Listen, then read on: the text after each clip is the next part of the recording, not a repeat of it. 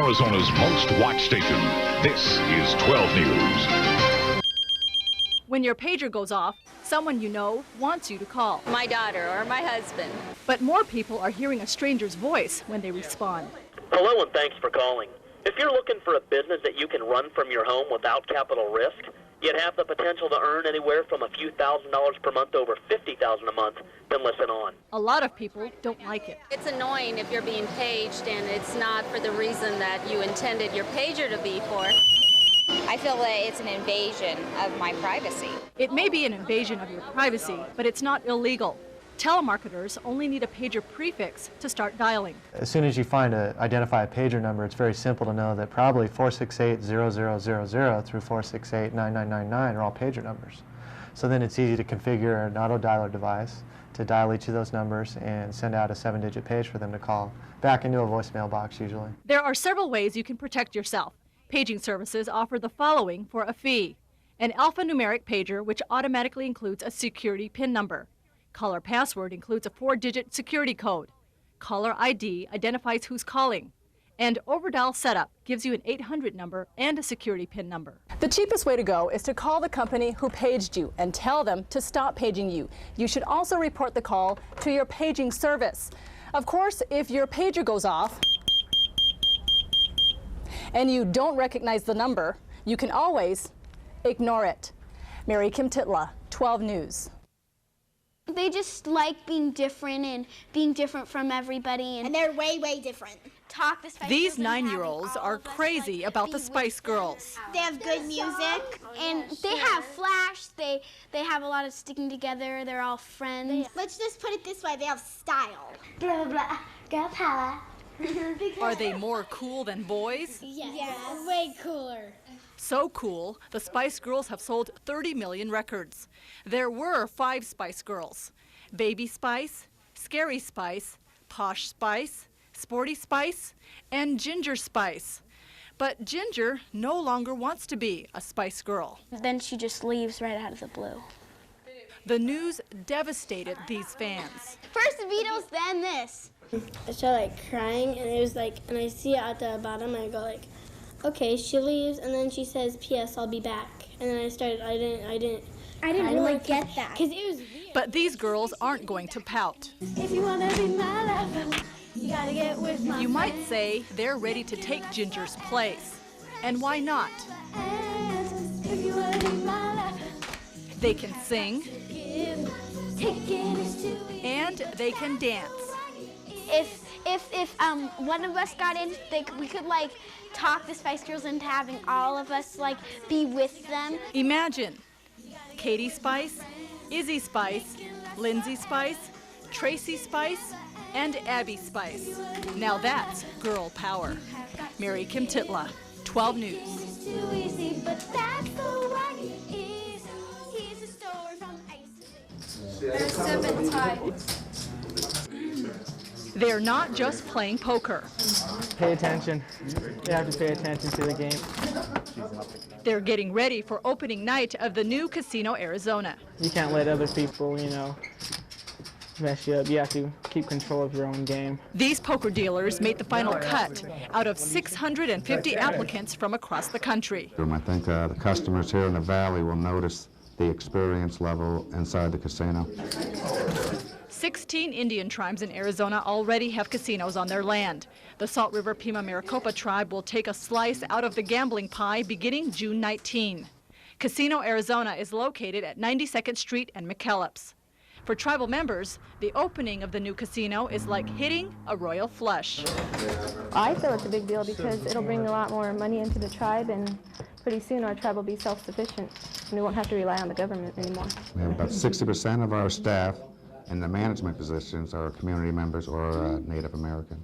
Tribal leaders say money from the casino will be used to provide better health care, build a cultural center, and set up educational programs. But it's not a sure thing. While the tribe is going ahead with plans to open house, the governor is threatening to take the Salt River tribe to court because it hasn't signed a compact with the state. But tribal leaders argue the governor is coming to the table late in the game, and they plan to move ahead with opening day. Kim Titla, 12 News.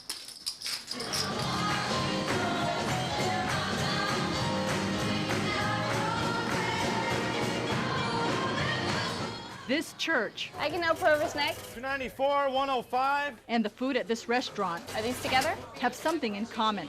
Anything else? They've both been blessed by God. Okay, it comes to $6.81. It's good. It's tender. The meat is kind of lean. It's really good. I like it. 28. You won't find anyone singing hymns at the restaurant. Medium or large? So where's the blessing? The sauce is good. It's in the barbecue sauce. I think lots of sugar because it's pretty sweet. Chili pepper, vinegar, A little hot sauce. Some of those may be in this sauce, but there's one ingredient a lot of people don't know about. It's an ingredient that makes this sauce holy. It has a lot to do with Jesus Christ, and so he's the one to get that good touch in the sauce. You know, so it's a blessed sauce. Well, I've heard of holy wine and holy water. Why not holy barbecue sauce? Give back to God. What Mark God is Smith is co-owner of this Honey Bear's restaurant. He's a religious man. given and to be given to you. Good measure, pressed down, shaken together, overflowing, where you will not be able to receive. Comes to $6.93. Mark believes in giving. He's donating his portion of the restaurant's profits to his church for 3 years. I'm giving it back to God so God can receive the glory. The money will be used by his church to build a hope center to help needy families. We are glad to be his beneficiaries. Praise God. To help out in the community. Remember when Mark quoted scripture? Order 290. There you go. Give and it will be given to you. Mark says God is giving to him by keeping his restaurant busy. 260. Second beef, we're here to go. 199. Enjoy that. And I'm glad to be a part of the blessing. Blessings come in many ways. Mary Kim Titla, 12 News.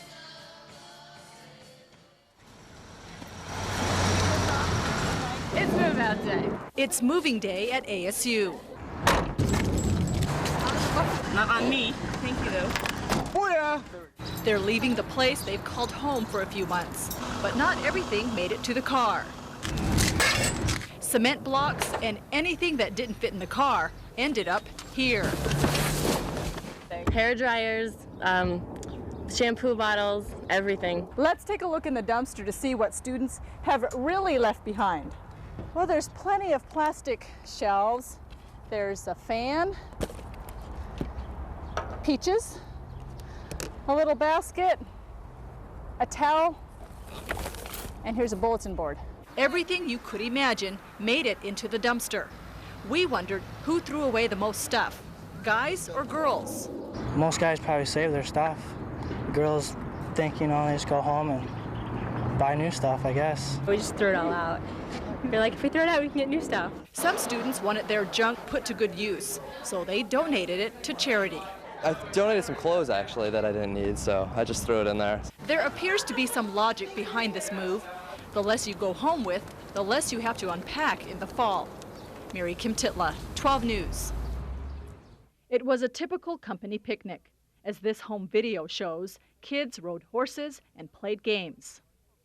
Kyle Nieborg had fun jumping inside what was called the Moonwalker, an inflated jumping gym. And then the unthinkable happened. I think what it was a big gust of wind came up. It was kind of swirling. And it picked it up about 8 feet. We were just playing in there, and then all of a sudden this thing flew, and we're all, ah! So I tried to jump on the front, and it threw me back. Imagine a gust of wind lifting the Moonwalker off the ground and carrying it in that direction. Witnesses say it started tumbling and landed here near the street 50 feet away. Paramedics took 2 children to a local hospital. As you can see, Kyle walked away from the freak accident, but not without a little bruise. What happened? It blew away, and we hit our heads, and I hit my head, and I got hurt. What happened to the other kids? One was bleeding everywhere. The jumping gym had been anchored down with 4 cement blocks. Workers who set it up say they'd never seen anything like this happen before. Mary Kim Titla, 12 News. It's no secret the Pick 3 game is a game you play to win. But tonight we know that 76,000 players never had a chance. Well, I think it's a ripoff. They should give us our money back at least. It's not fair. The game just started 30 days ago. In that time, 76,000 people picked the number 9. Oh, by the way, the computer never did. If anything, the Arizona Lottery was right on the ball by recognizing that a problem existed. The lottery says it's the contractor out of Georgia that screwed up. In a letter today, the company admitted it, saying this software should never have left our office in the condition provided. Governor Jane Hull says there can be no excuses. Mistakes like this are unacceptable. I have many questions and few answers. I absolutely support the governor's position on this because we want to be sure that when we bring this game back to the market, the players have absolute confidence in the game itself. Confidence may take a while. What about the other games? Is it not doing the same with that? Usually when I play my children's ages, and one of them happens to be 9, and I feel like I'm left out. This is the Egyptian room. Terry Bowersock is a millionaire, but it didn't happen overnight. I was an overnight success. It only took 19 years. Terry started a consignment business 19 years ago with a $2,000 loan from her grandmother. To save dollars, I actually moved in and lived in the store in the very beginning. Terry's Consign and Design Furnishings is now a multi-million-dollar business. I started with one furniture store, then I did a chain of my own furniture stores, and then I started working on franchising. The very first thing that you start with to succeed is a passion, a dream, and a desire. According to this book called The Millionaire Next Door, 80% of American millionaires are like Terry. They are first-generation rich. 2/3 are self-employed. Most have jobs considered blue-collar, and they live well below their means. The house is gently used. My car is gently used. I get everything gently used. It's kind of my little, this is where I have a jacuzzi in the morning. This town is full of millionaires, but they're the ones with the older houses. They're the ones with the older cars. Sounds good. So where do you start?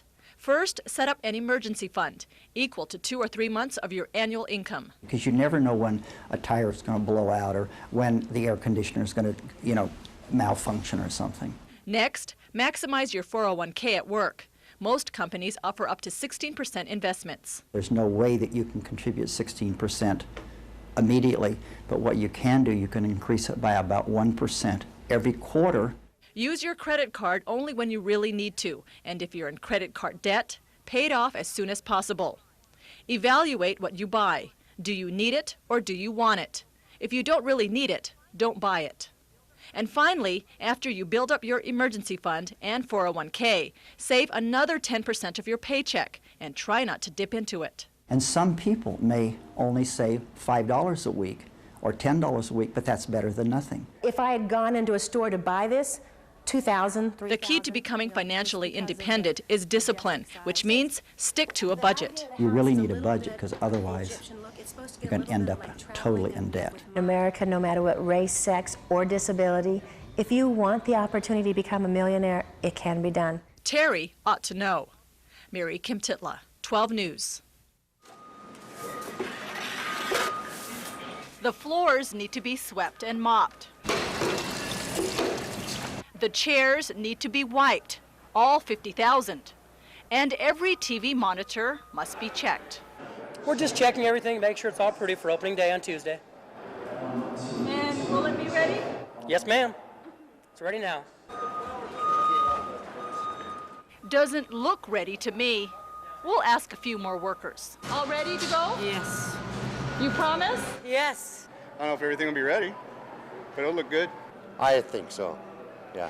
You think so? I think so. I'm not gonna say for sure. Okay, so Bob may not be completely finished by opening day, but most people won't notice.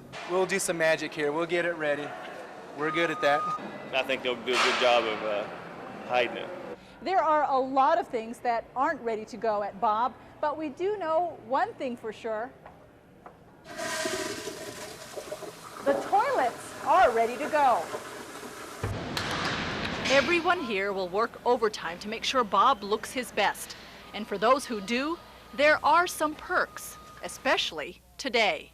That's the first ball out of the park hit by Matt Williams, number 9. I'm gonna go see if I can get it signed right now. We're gonna do a scared one today. For these kids, art is more than just cutting or stapling paper together. At this shelter for victims of domestic violence, art is therapy. Can you tell me what's wrong? Today, these kids are using art as a way to talk about being scared. Sometimes I get scared when I don't know where I'm gonna go. Most of the children here are able to express their feelings through art. Deshaun, can you give me an example of something that made you sad? It was my dad. He left me all alone, and I cried. Yeah, it's scary when you're left all alone, huh? Autumn, you were gonna tell me a story, right? My uncle hurt my mother, and I threw a tissue box at him. They talk about their feelings and write them down. The children here are very proud of their artwork. They've also made rockets, masks, and sand art, all of which have helped them deal with their feelings. Kids' job basically is to play. They know how to play, and so they tell us stuff through their play. They do it through art, they do it through figures, do it through dance, music. But for some children, this kind of therapy doesn't always help. Leah, are you ready to tell me what you need? No? Do you just want to sit there and rest for a little bit?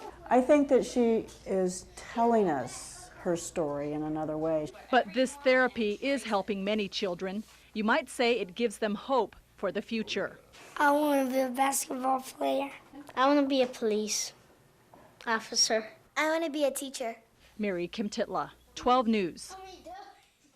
The thought of wearing recycled braces, it makes young people gag. I'd feel sick and disgusting. I think that's very bad. Even parents can't believe it. How would you feel if you found out that your son was wearing braces that were already used? Oh my God, I'd be a little shocked, I think. Did you think to ask the orthodontist if these were brand new and never used? No, never thought of it. According to the American Association of Orthodontists, less than 1 in 10 orthodontists nationwide use what they call reconditioned brackets. Those who do it can save $70 to $100 per mouth. Dr. Ruskin Lyons, a Tempe orthodontist, does not use reconditioned brackets, but he's familiar with the way the braces are sterilized. He says they're first cleaned with heat. I understand they also use an acid chemical bath and then an electrolysis, electroplating thing that conditions the surface and makes it resistant to stains and rust. So I think the safety of the reconditioned brackets has never really been seriously questioned. Reconditioned brackets may not sound very appealing, but these instruments are used over and over again. They must be sterilized before they're put in your mouth, just like these braces would be if they were recycled. I'm sure they're masking it as they've sterilized it, and it's perfectly fine. It's steel. It's not carrying any bacteria or anything. But can you guarantee that? I don't know, and that scares me. Orthodontists agree if you have a concern, all you have to do is ask. Mary Kim Titla, 12 News, Arizona's news station. I heard you know, and then I heard a splash, like someone jumped in a pool. The very first words out of my mouth were, "Oh my God, Robbie." And the next thing, I was in the pool getting my son out of the water. When Gabrielle Smith heard the splash in her neighbor's backyard, she had no idea 3-year-old Robbie was in the pool face down. And then I heard a, "Breathe, breathe, oh my God, baby, breathe." His eyes were glassy-eyed. His lips were blue, his face. You're thinking, my God, he's dead. Gabrielle had been sunbathing on this trampoline, but her instincts as a lifeguard took over. I jumped off the tramp, just jumped off, and I came over here, and this was shut at the time, and I jumped over this, like hurdled it. I came up over here, and I looked over the wall, and I said, "Man." Somehow, she managed to jump over this 5-foot wall. And I was immediately starting, wanting to do mouth to mouth, and it just wasn't working. I was like, "Please help me, my son's dying." And I gave him the abdominal thrust, cleared his airway, made sure that all the water was out, and right from there he started breathing. Robbie doesn't remember what happened. He's too busy enjoying life as a 3-year-old. Gabrielle is just glad she was able to help. I honestly think I could do it in my sleep. It's instinct. I mean, we're so trained, and I'm glad that I am. Robbie's family is glad too. Mary Kim Titla, 12 News, Arizona's news station. 55 on this guy right here in a gray car. Does the color of your car make you drive faster? 55 on a white truck, and again the speed limit here is 40, so I've never heard anything statistically speaking about the color of a car. Okay, but is there a color that makes you more prone to accidents? Blue. Light blue. Light blue. A dark color, black. Why do you say that? It's especially at night, it's harder to see. Those are good guesses, but there's one color everyone agrees is bad luck. Probably red. Why do you say that? Because it's a bright color. I don't know, and it's my favorite color. Red. Why red? I don't know, that's what I read someplace. Why red? Probably distracts you more. I gave up my red car for a green car. Did you have lots of accidents in red? No, not a lot, no. I did have one, but not a lot, no. Okay. Red cars are getting into accidents, but they're not a target like many people think. Would you believe body shops are actually seeing more white cars than anything else? I don't necessarily think it's correlated to an accident. I just think there's more white cars being sold in the valley. Could that mean more white cars are getting speeding tickets as well? If there's more white cars on the road, we'll probably be stopping more white cars in general. So do you want fewer speeding tickets and less accidents? There's one car you should buy. Oh, that's the infamous pink Cadillac. And the reason is there's just not that many pink Cadillacs out there. What a surprise. Mary Kim Titla, 12 News, Arizona's news station. Okay, this is my steering stick. Brandon Hartman needed these tools to survive in the Arizona wilderness. And then I got some chopsticks. He also needed them to heal his spirit. Brandon suffered from substance abuse. If he had to choose between his peers and his family, his peers would come first. Lots of different shelters that you can make. This is just one of them. The healing came through the Anasazi Wilderness Treatment Program. You might say it was a treatment center without the brick walls. I loved it. It was awesome. It was cool. Your canteen. Some say the program works because teenagers like Brandon learn to live like the Anasazi, the ancient Indians. Students live primitively and away from the influences of city life. You cook everything you eat out of this cup. Here's what the students get in their backpacks: powdered sugar, rice, lentil, sunflower seeds, raisin, and everybody's favorite, macaroni and cheese. Now, this may look like a lot of food, but it's supposed to last them 1 week. Brandon no longer needs these tools, but he keeps them as a reminder of his healing process in the wilderness. Mary Kim Titla, 12 News, Arizona's news station. I got a call, from the school. Over at work stating that he was not able to attend school anymore, that he was going to be sent home. Benny Martinez made sure his children's immunizations were up to date. That's why he couldn't figure out why the school nurse sent Benny Jr. home. He was pretty upset because he didn't know what was going on. When he called his son's school, they told him his son's hepatitis B shot was overdue. These are the immunization guidelines issued by the state health department. According to this, his son had 2 to 4 months to get his last shot for hepatitis B. But when he called the doctor's office, they told him his son's immunizations were just fine and that the state schedule was incorrect. Benny Martinez was convinced there was a problem with these requirements. He finally convinced school officials to do their own checking, which they did. There was a problem. It turns out the person who typed this up made a mistake. It amounted to a typo. What read 2 to 4 months should have read 2 to 5 months. And because of Mr. Martinez, he cleared it up for the entire state of Arizona. So it does give parents 1 extra month then that they didn't have before. Benny Martinez wonders how many families were affected by the typo. These kids are getting deprived from attending school. A lot of times we think, oh, kids love to stay at home. Well, maybe not this one. This one gets up every morning real excited about the fact that he's going to go to school. I like to do math. Thanks to his dad, Benny Jr. can now concentrate on math again. Mary Kim Titla, 12 News, Arizona's news station.